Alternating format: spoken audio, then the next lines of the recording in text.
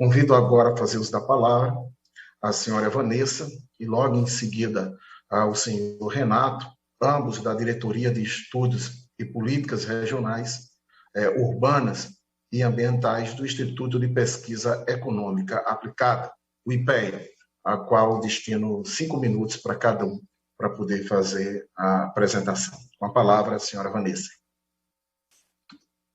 Obrigada a todos. Já comecei a compartilhar minha tela, espero que vocês estejam vendo.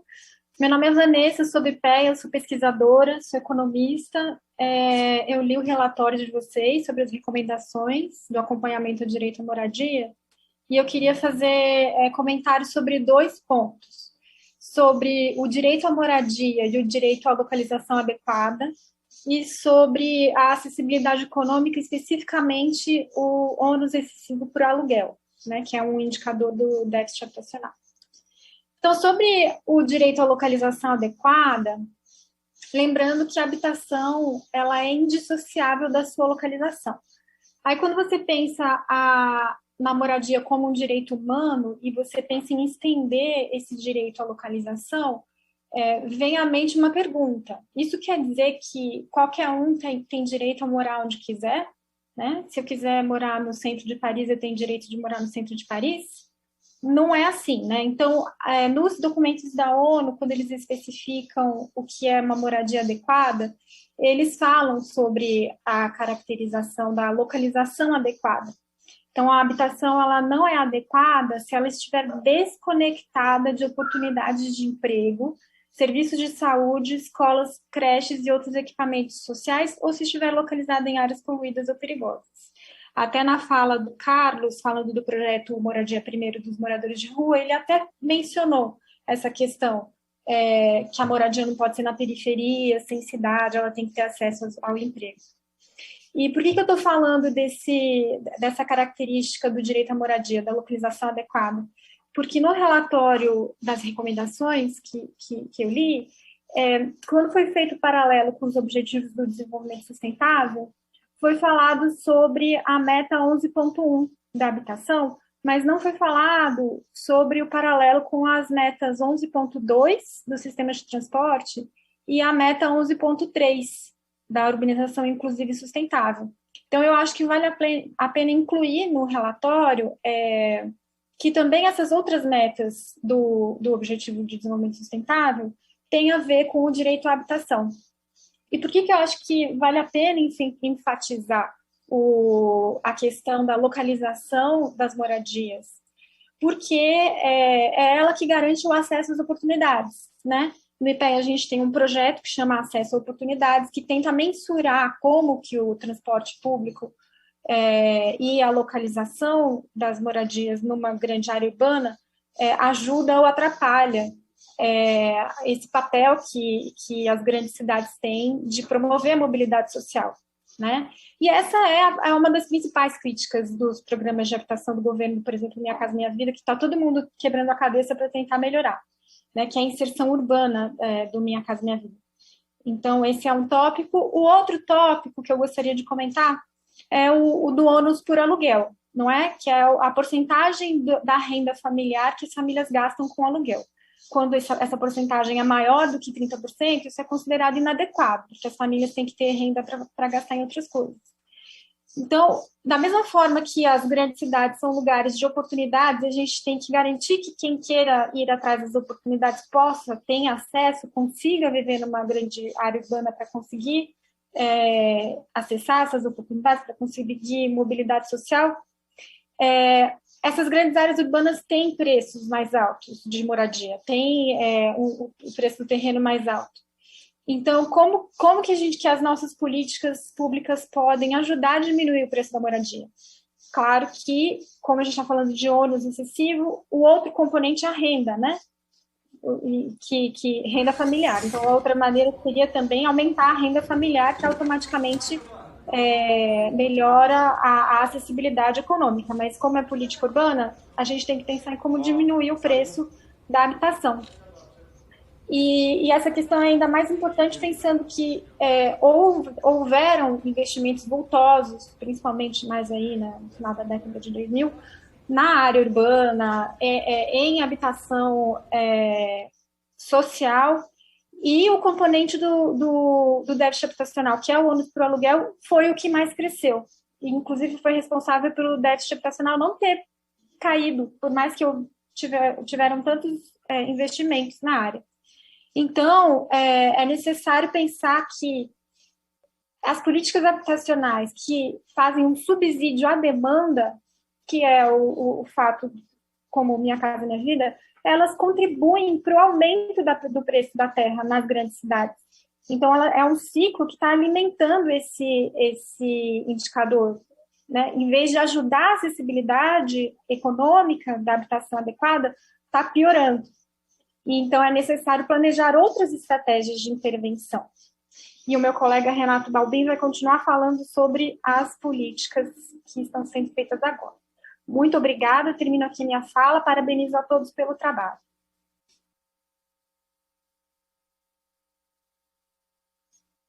Boa tarde a todos e a todas. Boa tarde, deputado Carlos Vera. Agradeço muito o convite ao IPEA, aqui representado pela Vanessa e por mim.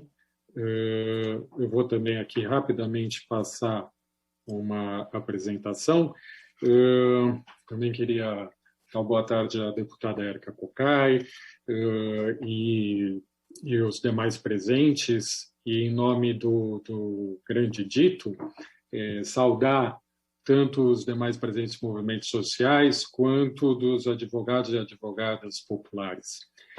Rapidamente, dando continuidade, e são algumas pesquisas, assim como a Vanessa colocou, que a gente lida no IPEA, e com isso gostaria de contribuir, eu trazer aqui rapidamente um pouquinho sobre a situação atual da política habitacional, o programa Casa Verde e Amarela, uma avaliação que a gente já finalizou, está para publicar no IPEA, para colocar o seguinte: o Casa Verde e Amarela, como ele pode responder a essas recomendações, né? É um programa que ele se estrutura, ao meu ver, em 3 pés: da regularização fundiária, a destinação de imóveis públicos da União e o financiamento à provisão habitacional.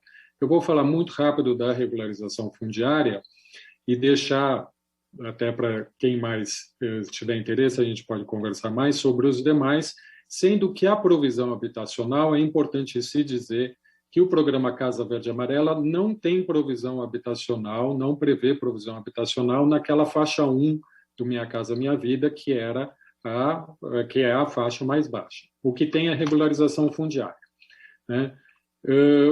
Também um ponto muito rápido, dizer que, de maneira geral, há nesses últimos anos, e o programa Casa Verde e Amarela, de alguma forma, reforça uma perda da transparência, da participação e do controle social na política habitacional no plano federal, isso com o fim do Conselho das Cidades, que já foi em 2019, fim do Ministério das Cidades, mas também pelo fato de que as ações do programa Casa Verde e Amarela elas deixam de ser tratadas no Conselho do CINIS para ser tratada nos conselhos dos fundos, FGTS, FAR e no próprio FDS. E aí, entrando na regularização fundiária, eu queria dizer o seguinte: o programa, o PCVA, como Programa Casa Verde e Amarela, através do FDS, disponibiliza financiamento para moradores passarem a fazer a regularização fundiária. Ou seja, a regularização fundiária deixa de ser responsabilidade e obrigação exclusiva do poder público e passa a ser, na verdade, uma regularização fundiária de mercado. Ou seja, as pessoas pegam fundo, né, tomam um financiamento do FDS e pagam, né, empresas para fazerem a regularização fundiária. Além disso, há um reforço na titulação, né? Então, isso, a regularização fundiária é entendida como uma titulação. Nesse sentido, há uma involução nos rumos e naquilo que vinha sendo feito desde o processo de redemocratização no Brasil. Há um abandono, inclusive, do Instituto das Ex, que já vinha sido enfraquecido com a Lei 13.465 de 2017, né? E a própria revisão um pouco do papel do poder público local. né? O artigo 20 do PCVA, por exemplo, ele diz lá que a aprovação municipal da REURB-S, da regularização fundiária, corresponde à aprovação urbanística e, caso exista órgão ambiental, também à aprovação ambiental. Sendo que essa regularização fundiária, vejam bem, ela parte de uma empresa. As pessoas tomaram um empréstimo, se juntaram via FDS, e é uma empresa que propõe a regularização fundiária. Há uma inversão um pouco de papéis, aí, ao meu ver, né, e que reforça um papel do mercado naquela faixa de renda, né, mais baixa, aonde anteriormente nós tínhamos provisão habitacional e que hoje passa a se ter apenas regularização fundiária e uma regularização fundiária voltada muito mais à titulação. Eu fiz várias pesquisas com poderes públicos locais e assim a gente percebe na prospecção assim, é que, de maneira geral, e eu não estou vendo meu tempo, mas eu imagino que eu já cheguei em 5 minutos, né? De maneira geral, o que vai acontecer é que a gente vai ter com isso uma regularização fundiária, sobretudo em áreas já consolidadas e de interesse do mercado. Por que isso? Primeiro, porque é a empresa que propõe, mas, sobretudo, porque na própria lei está lá colocado que a área não pode ter conflito fundiário, ela só pode ter melhoria habitacional nas casas que já têm estabilidade, né? Ou seja, das melhores áreas. Então, eu acho que assim, a gente tem um risco de uma certa involução nesses avanços que vinham sendo feitos e acredito que o debate sobre o Casa Verde e Amarela tem que ser colocado para aprimorado e, assim, corresponder às recomendações já feitas pela ONU. Obrigado.